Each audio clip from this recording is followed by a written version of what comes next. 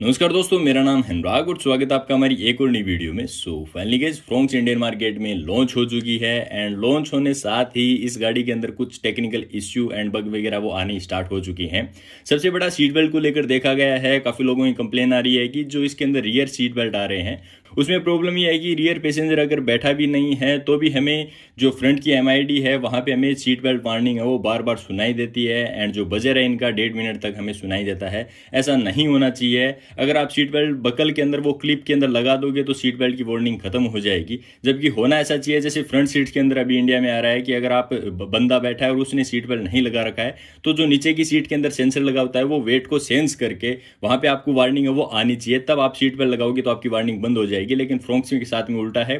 तो कुछ लोग कह रहे हैं मारुति ने इस पे ध्यान नहीं दिया एंड ये बग है, बड़ा इश्यू है, इसको मारुति को रिजोल्व करना चाहिए।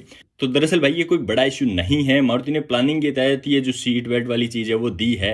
ऐसा नहीं है कि मारुति ने इस गाड़ी की जब R&D पिछले 2 सालों के अंदर की है तो मारुति को इस इशू के बारे में पता नहीं चला होगा।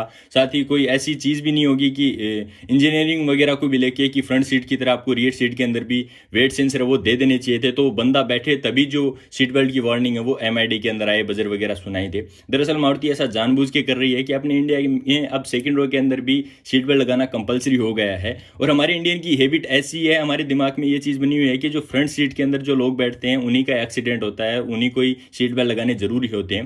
तो ये जबरन ये चीज़ दी गई है। हमारे इंडिया में जब भी हम नई गाड़ी खरीदते हैं तो काफ़ी लोगों के अंदर, इवन पहले ये कंपनियां भी क्या करती थी भाई, जो रियर सीट बेल्ट होते थे वो भाई आपको सीट के नीचे ये पहले से लगा के देते थे, बाहर हम निकालते नहीं थे। तो ये उसी चीज़ को है वो बाहर निकालने के लिए दिया गया है ताकि आप बकल के अंदर इसको लगा के रखो एंड जब आप पीछे स्पोर्ट लेके बैठोगे गाड़ी के अंदर तो कहीं ना कहीं ये चीज़ आपको चुभेगी। तो आप क्या करोगे, सीट बेल्ट को लगा लोगे तो आपकी ये हैबिट बन जाएगी। वेट सेंसिंग के अंदर भी यही होता है। फ्रंट सीट के अंदर अभी भी फ्रोंक्स में वेट सेंसर आ रहे हैं, तो अगर आप बैठोगे तभी आपको जो सेंस होगा गाड़ी को, तभी सीट बेल्ट की वार्निंग वो मिलेगी। लेकिन अब आपको फ्रोंक्स में पीछे की सीट के अंदर ये लगा के रखना पड़ेगा। एंड भाई आप इस चीज़ का वेट मत करना कि ये गाड़ियाँ दोबारा रिकॉल की जाएंगी एंड दोबारा मारुति इनमें वेट सेंसर लगाएगी या फिर इस फीचर को हटाएगी। ये जानबूझ कर फीचर दिया गया है।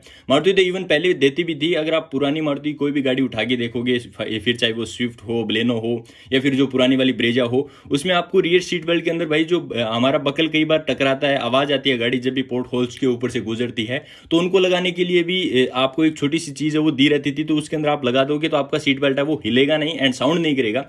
ये चीज़ भी मारुति कई अपनी गाड़ियों के अंदर भी देती थी। अगर आपके पास में कोई पुरानी स्विफ्ट वगैरह है, मैं वीडियो लगा के भी आपको बता दूंगा कि ये जो बकल की मैं बात कर रहा था, पुरानी वाली बलेनो, अभी वाली जो बलेनो उसके अंदर भी ये चीज़ आ रही थी। लेकिन फ्रोंक्स में ऐसा नहीं है। आपको बकल के अंदर उस सीट बेल्ट के जो बेल्ट है उसको लगा के ही रखना पड़ेगा।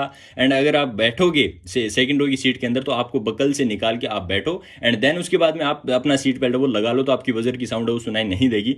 तो गाइस ये था फ्रोंक्स की सीट बेल्ट को लेकर एक छोटा सा इन्फॉर्मेशन वीडियो। मिलते हैं इसी प्रकार के इंटरेस्टिंग टॉपिक को लेकर, तब तक के लिए take care and bye bye. Video देखने के लिए आपका बहुत बहुत धन्यवाद।